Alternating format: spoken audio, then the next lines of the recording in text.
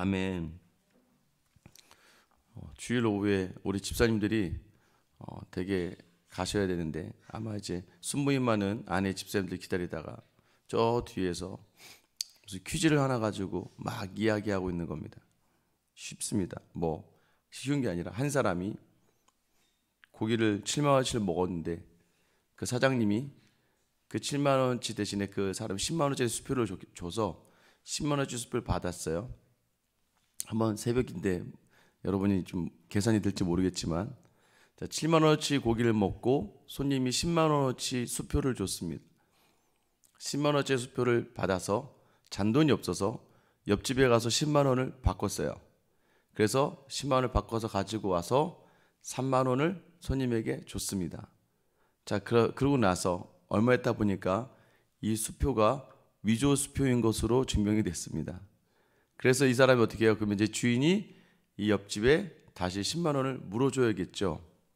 그러면서 내리는 결론이 그러면 이 사람은 얼마나 손해를 봤을까요? 라는 것이 질문이었습니다. 되게 신기한 게 사람마다 이 답이 다 다른 거예요. 왔다 갔다 한 돈은 10만 원밖에 없으니까 10만 원이 손해를 봤다. 아니다. 뭐 고깃값도 들어가고 이 집주인이 받아야 될 돈에서 따지면 17만 원이다. 또 어떤 분은 다른 계산을 하면 20만 원이 나와요. 그러니까 이게 어떠한 기준에서 바라보냐에 따라서 각각의 금액이 다 달라진다는 거예요. 그러니까 그 이야기를 하면서 목사님은 어떻게 생각하세요? 해서 저는 생각을 안 했습니다 했지만 사실 왔다 갔다 하면서 계속 그 생각만 하더라고요. 저기 얼마야? 하면서. 그런데 중요한 것은 그 답이 맞다는 거예요. 어떤 사람에 따라서 그 금액이 다 다르다는 거예요. 살아가다 보면 바로 물질이 바로 이런 것이구나라는 것을 깨닫게 됩니다. 어떤 사람에게는 100만 원이 굉장히 큰 돈일 수 있지만 어떤 사람에게는 그 돈은 아무것도 아닌 돈이 될 수 있다는 것. 여러분 잘 기억하셔야 됩니다. 물질은 우리의 마음 먹기에 따라 달라져 보인다는 거예요. 경제적인 것 때문에 힘듭니다. 근데 왜 힘들까요? 저도 그렇지만 당장 뭘 해야 되는데 하지 못해요. 보통 그런 개념들이 좀 다릅니다. 어떤 분이 힘들다는 거는요, 정말 최선을 다하고 아껴 쓰고 쓰지 않고 그럼에도 불구하고 너무 힘들 때가 있는데 어떤 분들은요, 해외여행도 다 갔다 오고 차도 수입차 뭐 좋은 차 타고 다니고 집도 되게 좋은데도 되게 힘들어요. 그런데 제가 너무나 놀라운 것은 내일은 뭐 먹고 살지? 내일은 이자는 어떻게 나갈까? 이런 고민으로 사는 사람과 내일은 뭘 먹지? 내일은 어떤 옷을 사야 되지? 돈이 없어. 이렇게 고민하는 사람의 고통의 강도가 똑같다는 거예요. 여러분 놀라우시죠?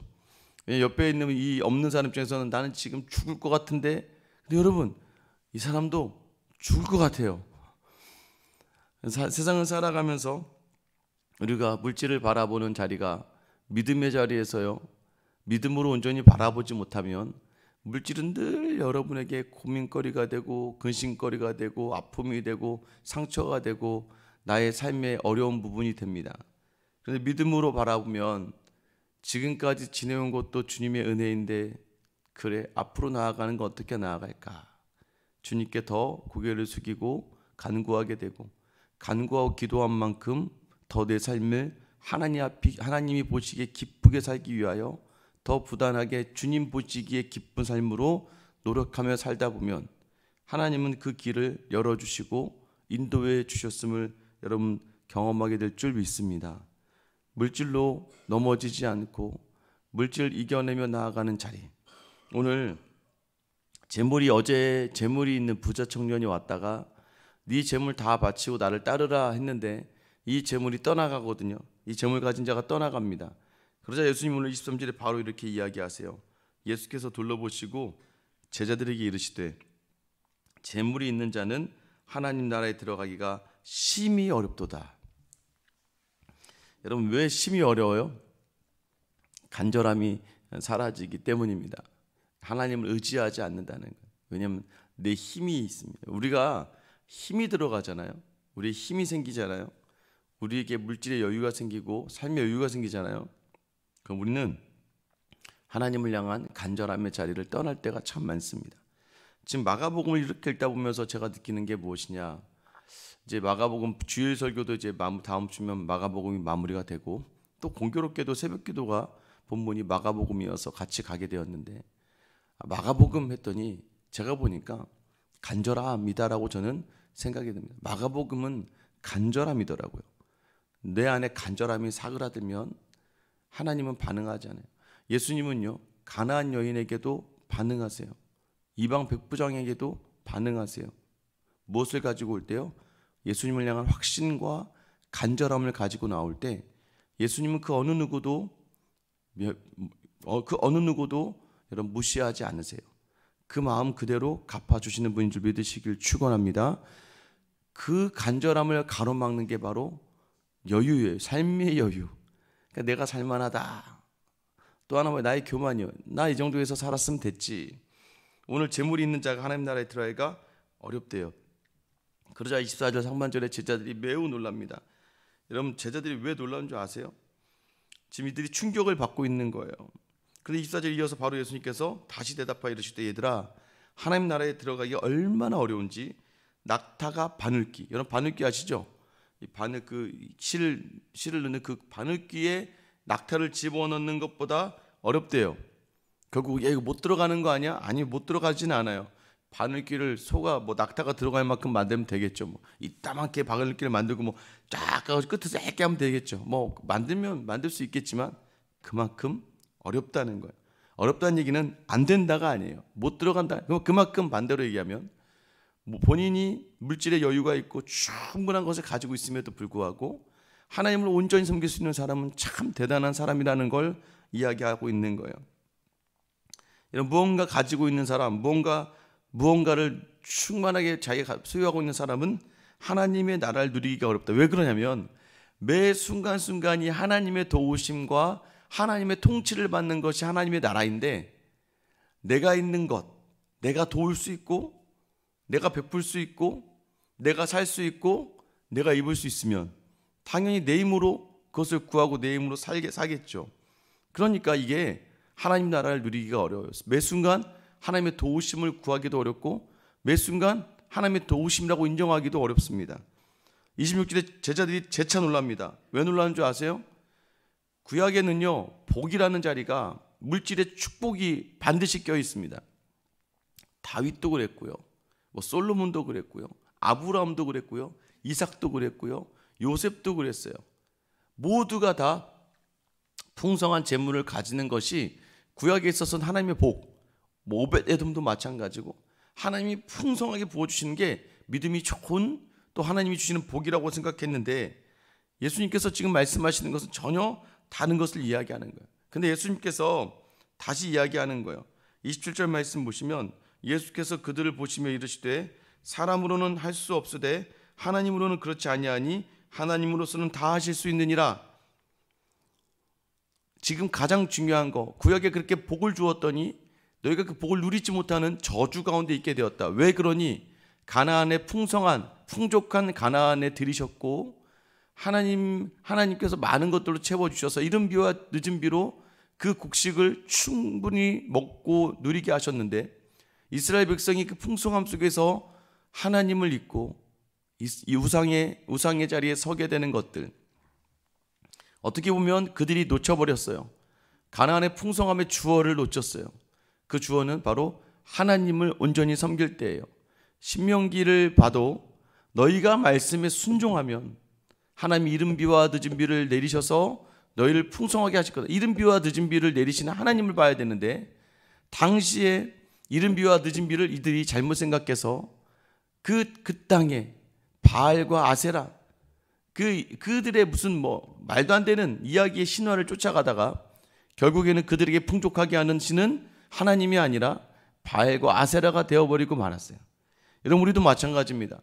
우리도 하나님을 쫓고 있었다가 내 안에 무언가 여유가 생기고 풍성함이 생기면 거기에 모든 것이 다 몰입하게 됩니다. 처음에 미사에 이사 오실 때 제가 듣기로는 미사에 여기가 아파트도 거의 사람들도 다 앉혀서 미분양도 되고 막 그랬다 그러더라고요. 그렇게 들어와서 이제 가격이 많이 올랐습니다. 이제 여유가 하나 생기죠. 여유가 생기면 어떻게 됩니까? 여러분, 그걸 보면서 나도 모르게 안정감을 느끼고, 그것을 보면서 나도 모르게 자기에 대한 뿌듯함이 생기고, 나도 모르게 자꾸 거기에 하나님을 의지하고 하나님만 바라보는 게 아니라, 우리가 무언가 든든해지면요, 하나님을 잊습니다. 그러고 나서 그 다음부터는 계속 어디에 집중하게 될까요? 아파트 가격이 올랐대, 내렸대, 갑자기 거기에 막 집중하게 되기 시작해요. 하나님이 주셨다고 생각하는 건 이제 끝이고, 내가 이제 가지고 있는 것을 가지고 내가 나의 것들을 바라보게 돼요. 주식도 마찬가지죠. 가능한 한 저는 여러분들이 주식을 할 때 그냥 여러분 시간이 많아서 매일같이 할 게 아니면 투자하는 마음으로 멀리 보면서 예금한다 생각하고 하시는 것 외에는 별로 추천해드리고 싶지가 않아요. 왜요? 제가 아는 분 중에 주식 하시는 분이 또 계신데, 그분 또 목사님이에요. 설교가 안 돼, 설교가. 화면을 켜고 설교를 준비하다가 옆에 주식 차트를 들으면, 설교 준비하다가 주식 올라가면 막 설교가 즐거울 거예요. 설교를 준비하는 즐거움이 자꾸 자기 주식이 올라가면 즐거워요. 근데 주식이 막 떨어지면 어떻게 돼요? 설교 준비하다가 막 마음이 불편할 거예요. 뭐에 영향을 받느냐 이거예요. 여러분도 마찬가지입니다. 여러분에게 여러분 손에 여유가 있는 것들에 의해서 여러분이 영향을 받는단 말이에요. 이게 주가 되어버리면 여러분 이것 때문에 다 흔들리게 되는 거예요. 여러분 기억하시기 바랍니다. 여러분 모든 것이 다 하나님으로부터 와서 하나님께 주어진 것, 우리 인생의 우리 삶의 주어는 하나님이다. 그래서 이것을 대적할 만한 재물들, 그러니까 하나님과 재물을 겸하여 섬길 수 없다라고 이야기한 예수의 말씀은 바로 이것을 의미하는 거예요. 재물이 많아지면 많을수록 하나님을 잊고 살아가고 재물을 붙들고 살아갈 때가 있다는 거예요. 여러분 모든 것이 다 하나님께 주어졌다는 걸 놓치지 않는 여러분 되시길 예수님의 이름으로 축원합니다. 그러면 어떻게 될까요? 하나님으로부터 주어졌으니까 과감하게 하나님께 내어 던질 수 있어야 됩니다. 이러면 얘기들은 또 헌금을 많이 해야 되는구나, 하나님께 바쳐야 되는구나. 아니에요 여러분, 그런 의미가 아니에요. 28절 말씀 보면 베드로가 여짜와 이르되 보소서 우리가 모든 것을 버리고 주를 따랐나이다. 예수께서 이르시되 내가 진실로 너에게 이르노니 나와 복음을 위하여 집이나 형제나 자매나 어머니나 아버지나 자식이나 전토를 벌인 자는 현세에 있어 집과 형제와 자매와 어머니와 자식과 전토를 100배나 받되 박해를 겸하여 받고 내세 영생을 받지 못할 자가 없느니라. 베드로는 이렇게 얘기합니다. 저는 다 버리고 주님을 따랐습니다. 여러분 잘했다는 것이죠. 다만 좀 기준이 있어요. 여러분 지금 어제 부자 청년은 돈으로 못 가는 하나님의 나라가 아니라 돈 때문에, 그러니까 돈으로도 못 간 하나님의 나라가 아니라 돈 때문에 못 간 하나님의 나라가 되었죠. 왜요? 물질을 쥐고 있었어요. 내가 쥐고 있는 것들, 거기에만 집중하는 것들, 예수님보다도 지금 우선순위의 차이라니까요. 예수님이 나를 다 버리고 나를 따라오라고 했는데 예수님께 자기의 몸을 맡기지 못해요. 우리도 기도를 하는데 모든 것을 맡기고 기도를 못해요. 왜? 내가 이것만큼 내가 놓고 싶지 않은 것들이 있거든요. 여러분 특별히 물질에 대해서 마찬가지. 특별히 오늘 또 뭘 얘기해요? 가족에 대해서도 이야기해요. 형제나 자매나 어머니나 아버지나 자식마저도 내어놓을 수 있느냐라는 거예요. 여러분 우리는 자식도 내 거죠. 남편도 내 거고 때로는 아내도 내 거고 심지어 부모도 내 거라고 생각합니다. 그래서 그것을 못 놔요. 특히 자녀에 대해서도 마찬가지입니다. 우리는 자꾸 우리가 이 앞길을 선도하고 인도해야 된다고 생각해요. 심지어는 여러분 믿음이라는 것도 믿음을 자꾸 내가 주입하려고 해요. 여러분 그러다가 그 믿음의 자리가 상처가 되는 거예요.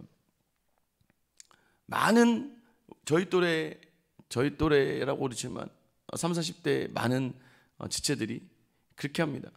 왜 교회를 안 나가냐고 물어보면 너무 놀라운 답이 뭔지 아세요? 우리 어머니 아버지가 너무 믿음이 좋아서 그게 싫었대요. 야, 믿음이 너무 좋은데 싫었다는 건 뭘까요?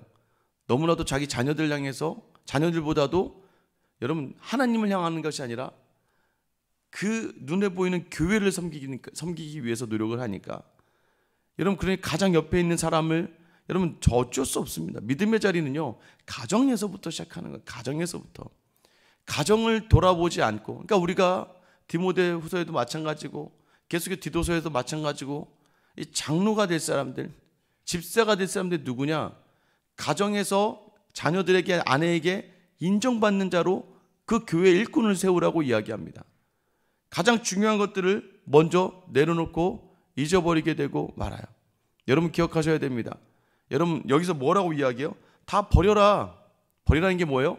가정에서 내가 수고한 만큼 인정받으려고, 대우받으려고 하지 말고, 내가 수고한 것들에 대해서 그게 주어지지 않았다고 해서 상처받지 말고 다 하나님께 내어드려라 이라는 거예요.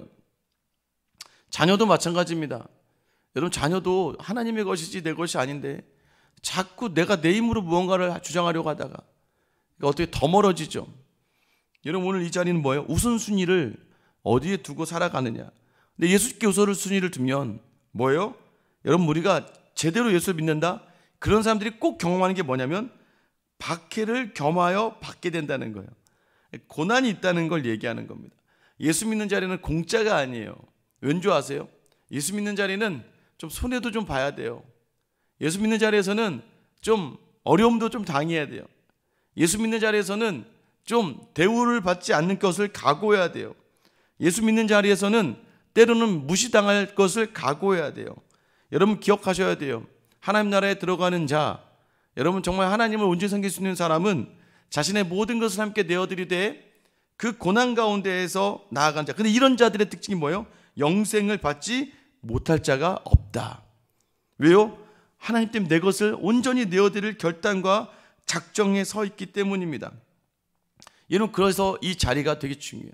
우선순위의 자리, 자꾸 주님께 내어드릴 수 있는가. 여러분 그런데 오늘 마지막 말씀에서는 그래서 우선순위를 내어드린 자들이 어떤 자들이 되어야 되는지 얘기합니다. 31절이죠. 그러나 먼저 된 자로 나중되고 나중된 자로서 먼저 될 자가 많으니라. 이 나중된 자, 먼저 된 자, 우리 앞에서 지금 다루었어요. 첫째가 되고자 하면 무사람이 끝이 되라. 똑같은 단어입니다. 첫째가 되고자 하면 무사람이 끝이 되고, 그러면 어떻게 돼요? 그게 첫째가 되는 거예요. 결국 뭐예요?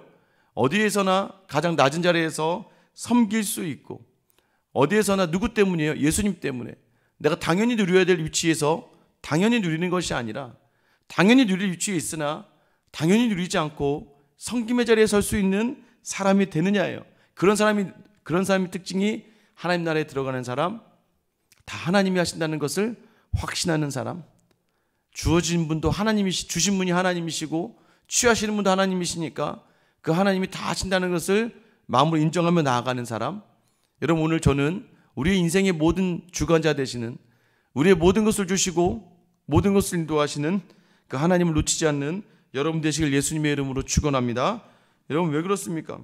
처음엔 뜨겁게 말씀을 담아 살아가는 것처럼 보이지만 어느 날 그 뜨거움의 원동력이 사라져요. 내 힘으로 내 능력으로 하려고 이야기합니다. 여러분 신앙의 연수가 천국을 보장하는 게 아니에요. 여러분 새벽 기도가 여러분의 천국을 보장하는 게 아니에요. 새벽 기도 이렇게 잘 드리고 나서 집에 가서 한순간에 그 하나님을 놓쳐버리면 여러분 어떻게 됩니까? 그저 나를 주장하다가 여러분 어떻게 돼요? 지옥을 경험하죠. 아침부터 아이들을 때려 잡아야 되고 남편과 아내에 대해 속상한 것들이 막 튀어나오고 자고 있는 것만 봐도 화가 나고, 여러분 가는 직장에서는, 회사에서는 어쩜 그렇게 나의 대적들이 많고 어쩜 그렇게 사람들이 나에게 관심이 없는지 많은 생각을 하게 됩니다. 그러나 주님을 통해서 바라보게 되면 내가 다 섬겨야 될 하나님의 사람들이고, 주님 때문에 섬기니까 사실은 좀 어렵기도 하고 몸이 불편하기도 하지만 하나님으로 채워주시는 놀라운 은혜가 있다는 것을 여러분 놓치지 않는 하루가 되기를 축원합니다. 하나님이 다 하십니다. 여러분들 그러는 것 같아요. 하나님이 다 하신다는 것을 느끼는 자리는 저에게는 참 소중한 자리입니다. 교회를 섬기면서 참 많이 느껴요. 아, 정말 하나님이 하시는 거구나. 사람이 하는 게 아니야. 그 사람이 하는 게 아니라 그 사람을 주관하시는 하나님이 하시는 거구나. 여러분 하루도 여러분에게 다시 한번 하나님에 대한 온전한 신뢰와 간절함의 자리에서 다시 여러분의 기도의 제목을 내어드리면서 하나님이 다 하시죠. 하나님 또 놓쳤습니다. 하나님이 다 이루셨죠. 또 놓쳤습니다. 다시 하나님께 모든 것을 내어드리오니 가장 좋은 것 주시는 주님 바라보며 오늘 하루를 오늘 말씀 붙들며 다 이루신 하나님을 확신하며 나아가는 내가 되게 해달라고 기도로 나아가는 여러분 되시길 예수님의 이름으로 축원합니다. 기도하겠습니다. 사랑의 하나님, 부자는 결코 하나님의 나라에 들어가기가 어렵다. 낙타가 바늘귀에 들어가는 것보다 더 어렵다. 왜냐하면 너는 아직도 하나님을 신뢰한다고 이야기하면서 아직도 물질을 붙들고 사람을 붙들고 세상을 붙들고 나를 놓고 말았다는 것입니다.